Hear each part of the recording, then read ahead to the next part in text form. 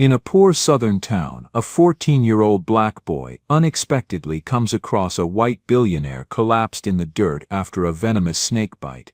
This was the very man who once seized land with cruelty and drove the boy's family into ruin. Every reason tells him to turn away, yet he chooses to save the man. No one could have imagined that this single act of mercy would ignite a turning point that would change the entire town forever. Before we dive into this story, tell us where you're watching from. Luke's muscles screamed as the bike chain snapped with a sharp ping, leaving him and Frank Miller stranded a quarter-mile from town. Frank's weight had been crushing his shoulders for the past hour, the man's expensive suit now soaked with blood and sweat that attracted flies in the September heat. "Please," Frank whispered against Luke's back, his voice barely audible. "Don't let me die." Luke's hands trembled on the useless handlebars. This was Frank Miller, the man who'd bought half of Millbrook for pennies on the dollar, who'd forced Luke's family deeper into poverty with every property he acquired.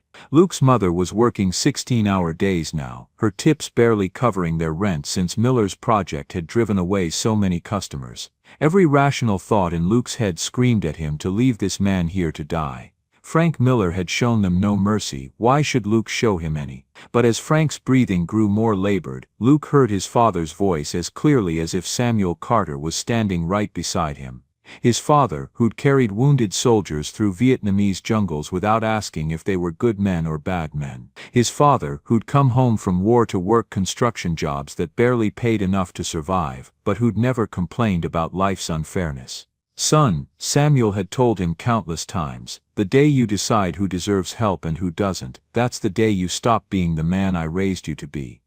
Character ain't tested when it's easy, it's tested when every fiber of your being wants to do wrong." Luke closed his eyes, feeling the weight of that teaching settle on his 14-year-old shoulders like a coat too heavy for him to carry. He thought about his mother's words that morning. "Baby, I know you're angry about what's happening to our town, but anger that turns you into somebody you don't recognize ain't worth holding on to." With a deep breath that tasted of dust and desperation, Luke slid off the bicycle seat. Frank's body was heavier than he'd expected, the man's expensive cologne now mixed with the metallic smell of fear and venom. Luke's thin arms shook as he began the slow process of dragging Frank down the red dirt road, one agonizing step at a time. His shoulders burned, his legs trembled, sweat dripped into his eyes, making them sting. But with each labored step, Luke felt something settling in his chest, not satisfaction or righteousness, but a quiet certainty that he was choosing to remain the person his father had raised him to be, regardless of whether Frank Miller deserved it. "Why?" Frank mumbled, half-conscious. "After what I did to your family." Luke didn't answer. The truth was too complicated for words. He wasn't saving Frank because the man deserved it, he was saving him because Luke Carter deserved to remain someone who could sleep at night, someone who chose mercy even when mercy felt impossible. The sun beat down mercilessly as Luke dragged Frank another 50 yards. His back ached, his hands were raw from gripping Frank's jacket, and doubt crept into his mind like poison. What if Frank died anyway? What if Luke exhausted himself for nothing? What if people thought he was a fool for helping the man who destroyed their community? But then he remembered the last conversation he'd had with his father before the construction accident took Samuel's life. They'd been sitting on their front porch, watching the sunset paint the sky orange and pink, when a neighbor had come by asking for help with his broken fence. "I don't much like that man," Samuel had admitted after helping anyway. "He's got a mean streak and he don't treat his wife right. But you know what, son, I didn't help him because he deserved it. I helped him because that's who I am. And when you know who you are, other people's character can't change yours." Those words echoed in Luke's mind as Mrs. Jenkins spotted them from her yard and came running to help. Together they managed to get Frank through Dr. Morrison's clinic doors just as the old doctor was finishing his afternoon rounds. "Copperhead bite," Luke gasped, collapsing against the clinic wall. "Found him by Cotton Creek about an hour ago."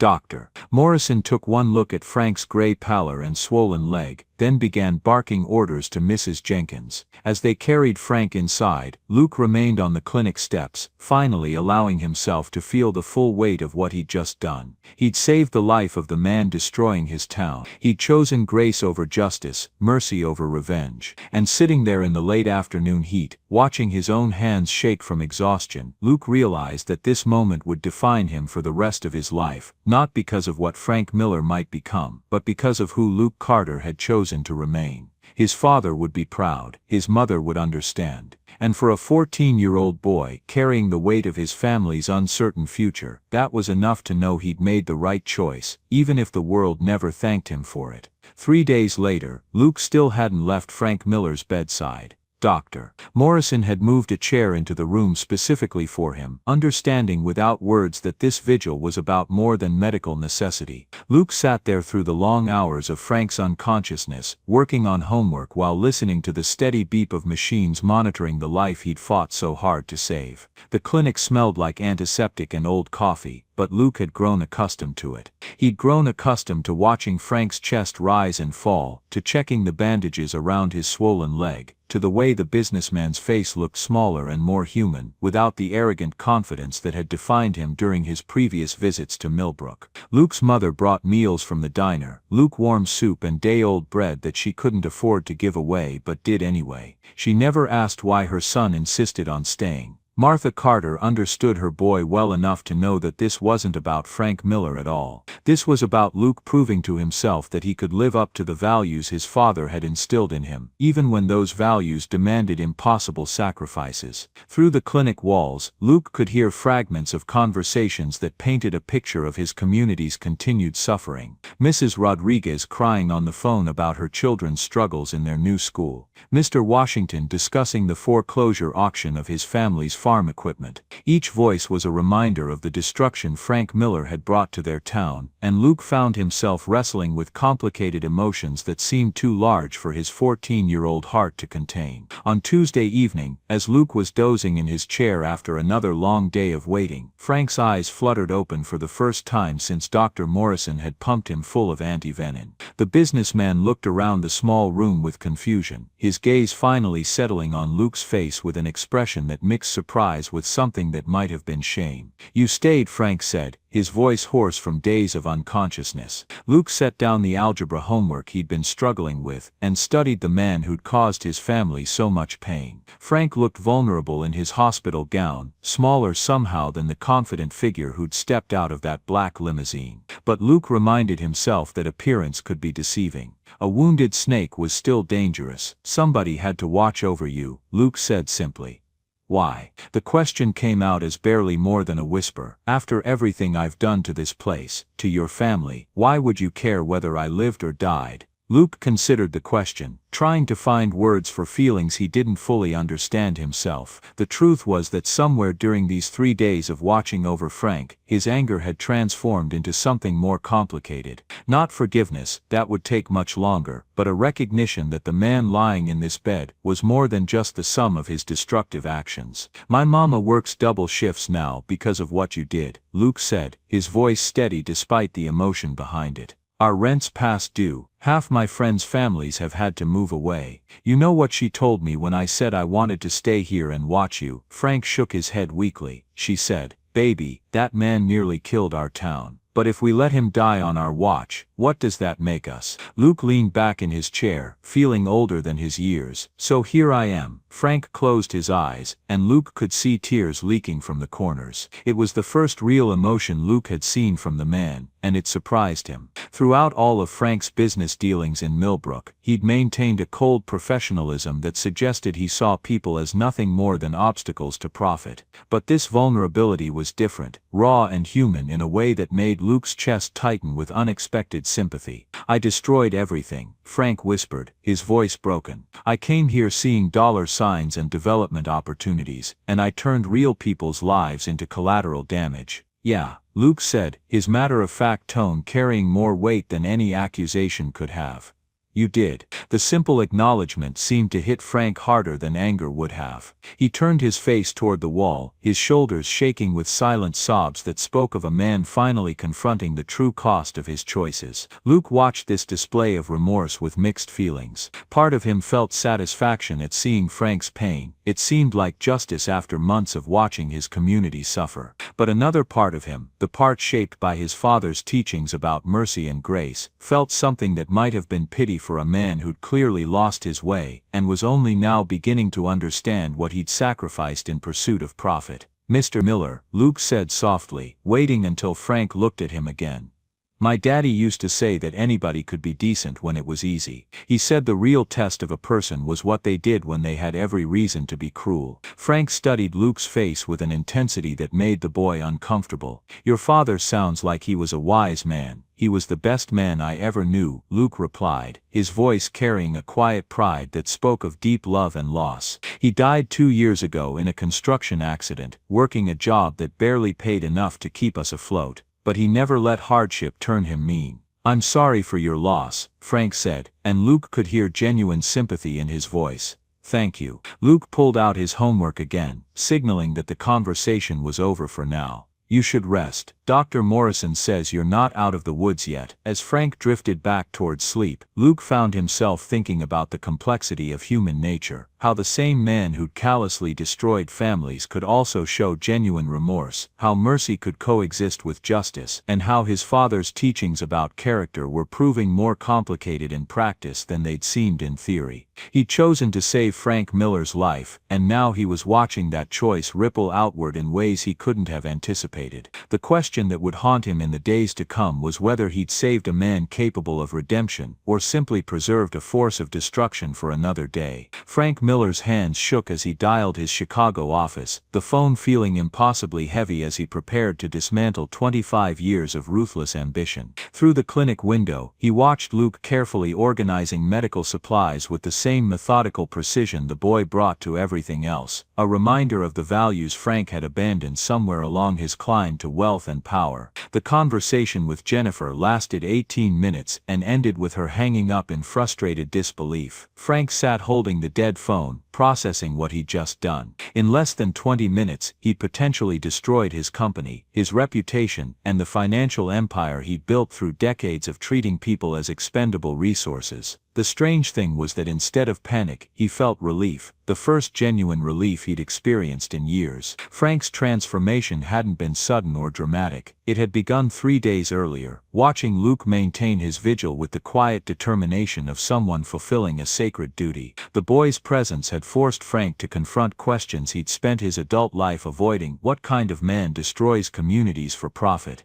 What kind of person sleeps peacefully while families lose their homes to feed his bank account? But the real breaking point had come during a phone conversation he'd overheard between Luke and his mother. The boy had been explaining why he couldn't come home for dinner, his voice tired but resolute. "Mama, I know we need me to work extra hours at the store, but I gave my word to watch over him. Daddy always said a man's word was all he really owned." Frank had pretended to be asleep, but Luke's words had hit him like physical blows. Here was a 14-year-old boy sacrificing his family's financial stability to honor a commitment to someone who'd shown them nothing but cruelty. The contrast between Luke's character and his own had been so stark that Frank had felt physically ill. Luke appeared in the doorway now, carrying soup from the diner, and wearing the serious expression that had become familiar over their days together. The boy had aged visibly during this ordeal, the weight of adult responsibilities settling on his young shoulders in ways that made Frank's chest tight with guilt.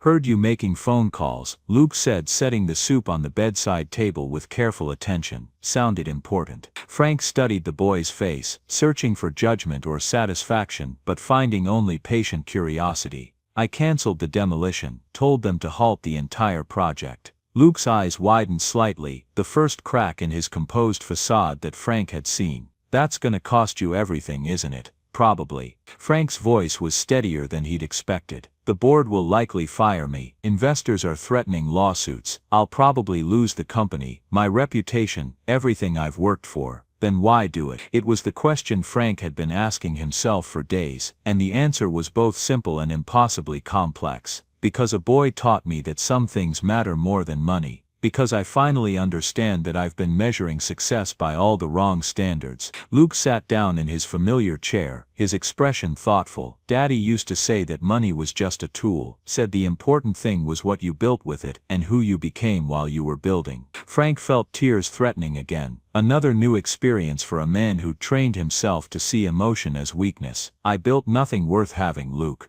Worse than that, I destroyed things that could never be replaced. So what are you gonna do now? The question hung in the air between them, heavy with implications that neither fully understood. Frank looked at Luke, this remarkable boy who'd shown him mercy when mercy seemed impossible, and felt the weight of possibility settling on his shoulders. I don't know, Frank admitted. I've never been in this position before, never had to start over, never had to earn forgiveness, never had to prove I was worth the grace someone had shown me. Luke was quiet for a long moment, turning something over in his mind with the careful consideration he brought to all important matters. Mr. Miller, do you remember what you were like before you became rich? The question caught Frank off guard. He thought back to his childhood in a small town not unlike Millbrook, a place where people knew each other's names and troubles, where neighbors helped neighbors without expecting payment, where his mother had taught him to say please and thank you and to treat everyone with basic human dignity.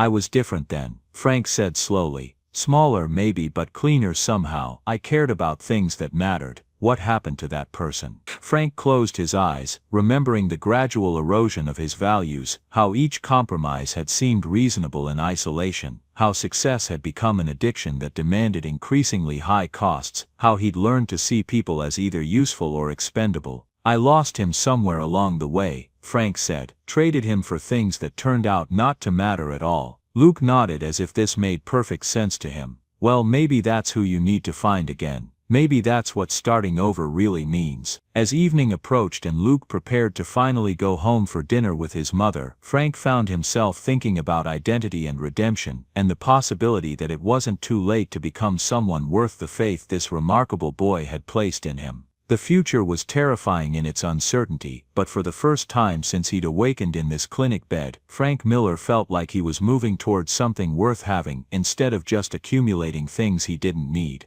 2 weeks after nearly dying in a field outside Millbrook, Frank Miller signed away his fortune with hands that remained surprisingly steady. William Hartley, his lawyer from Chicago, watched the proceedings with the horrified fascination of someone witnessing a spectacular act of self-destruction. $47 million, Frank, William said for the third time that morning, his expensive suit looking absurdly out of place in Dr. Morrison's humble clinic. You understand that once these documents are signed, there's no going back. You'll be essentially homeless. Frank looked up from the papers scattered across the clinic's small desk, his gaze finding Luke through the window. The boy was teaching a group of younger children how to repair a bicycle chain, his patience infinite as he guided small hands through the delicate process. Luke's own clothes were worn and patched, his shoes held together with tape, yet he gave freely of his time and knowledge without expecting anything in return. Maybe homeless is exactly what I need to be, Frank said, signing another transfer document.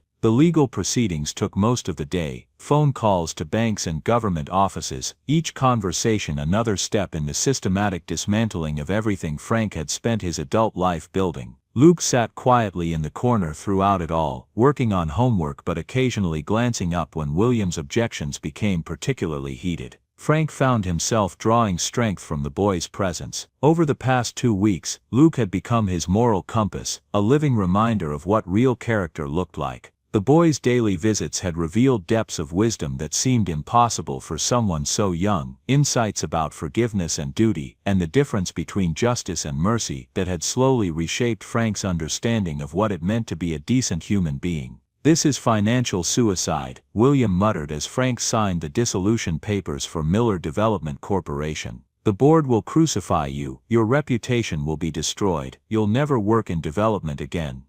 Good, Frank said simply. Maybe the development industry needs one less person willing to destroy communities for profit. By afternoon, Frank officially owned nothing beyond the clothes on his back and a medical bill he couldn't afford to pay. The transformation was complete, from millionaire to pauper in the span of 6 hours. But as he watched William pack his briefcase with the efficiency of someone eager to distance himself from a client's complete breakdown, Frank felt something he hadn't experienced in decades: peace. Luke approached after the lawyer left, carrying a plate of food from the diner, and wearing the gentle expression that had become Frank's anchor over their days together. "Mama sent this," Luke said, setting the plate down carefully. "Figured you might not have much appetite after all that legal business, but she says you need to keep your strength up." "Thank you." Frank accepted the food gratefully, touched by the continued kindness from a family he'd nearly destroyed. "Luke, can I ask you something?" The boy settled into his familiar chair, nodding.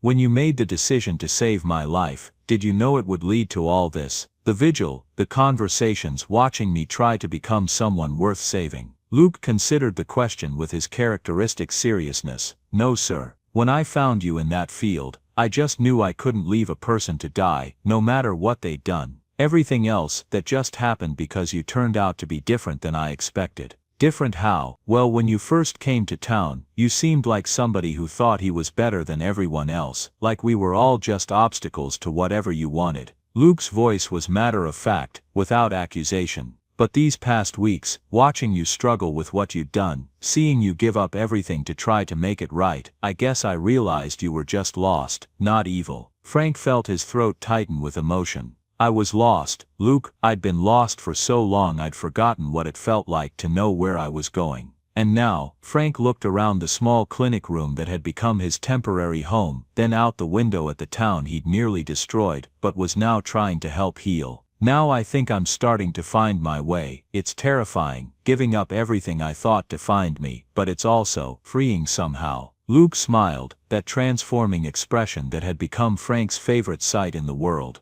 "Daddy used to say that sometimes you had to get completely lost before you could find your way home. Your father was a wise man."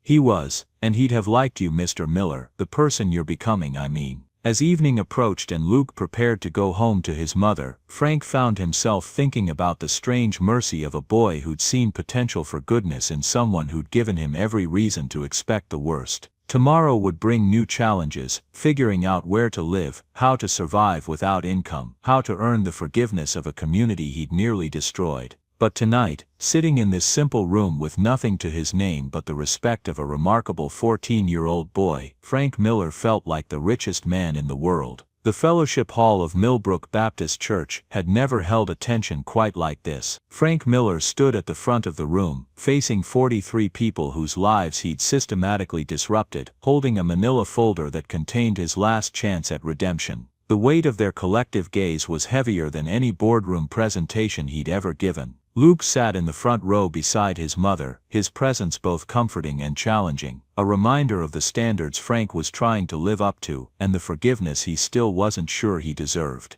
Martha Carter's face was unreadable, her weathered hands folded in her lap as she studied the man her son had chosen to save. "I asked to speak to you today," Frank began, his voice steady despite the magnitude of what he was about to attempt, "because I owe you more than an apology. I owe you an accounting." Mrs. Rodriguez stood up immediately, her face flushed with months of suppressed anger. "An accounting? Mr. Miller, you destroyed our lives for profit. My children had to leave their friends, their school, everything they knew. What kind of accounting makes that right?" Frank met her gaze without flinching, feeling the weight of every choice that had led to this moment. "No accounting can make that right, Mrs. Rodriguez. What I did to your family, to all your families, can't be undone with words or gestures, but I can try to stop making things worse." He opened the manila folder with hands that trembled slightly, pulling out a stack of legal documents. "These are the property deeds to every piece of land I purchased in Millbrook. I'm giving them back to you free and clear." The silence that followed was profound, broken only by the sound of Mrs. Rodriguez's sharp intake of breath. Mayor Henderson leaned forward in his seat, his face pale with shock. Several people began whispering to each other in tones of disbelief. "What's the catch, Mr.?" Patterson's voice cut through the murmur, sharp with suspicion earned through years of broken promises. "Men like you don't give away millions without expecting something back." "No catch," Frank said simply, looking directly at Luke for strength.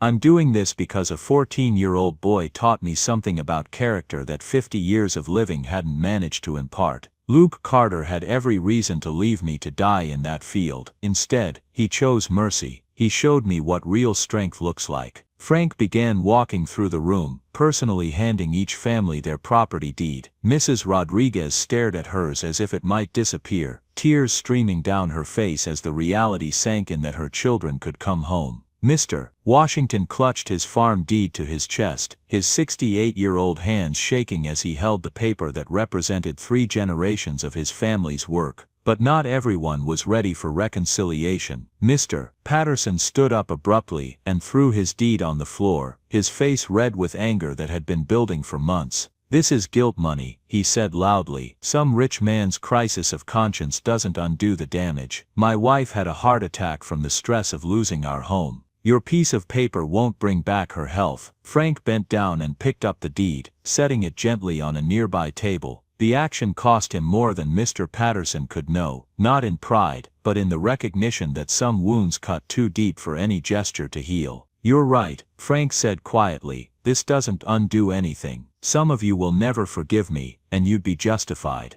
I'm not doing this to buy your forgiveness, I'm doing it because it's the right thing to do, regardless of how it's received." Luke stood up then, his young voice cutting through the tension with the clarity that only children possessed when speaking difficult truths. "Mr. Patterson, I understand why you're angry, we all do, but my mama's getting her job back at the diner now that folks are coming home. Miss Rodriguez's kids can return to their friends. Maybe it's not perfect, but it's something." Martha Carter rose beside her son, her voice carrying the authority of someone who'd earned the right to speak for her community through years of quiet service and sacrifice. "This boy saved a man's life when he had every reason to let him die. Maybe we owe it to Luke to see if that man learned something from the saving." Frank looked around the room, at faces reflecting the full spectrum of human emotion: anger, hope, suspicion, tentative forgiveness. This wasn't the unanimous reconciliation of fairy tales. This was the messy, complicated reality of real forgiveness, earned one relationship at a time. "I don't expect your forgiveness," Frank said, his voice carrying to every corner of the room.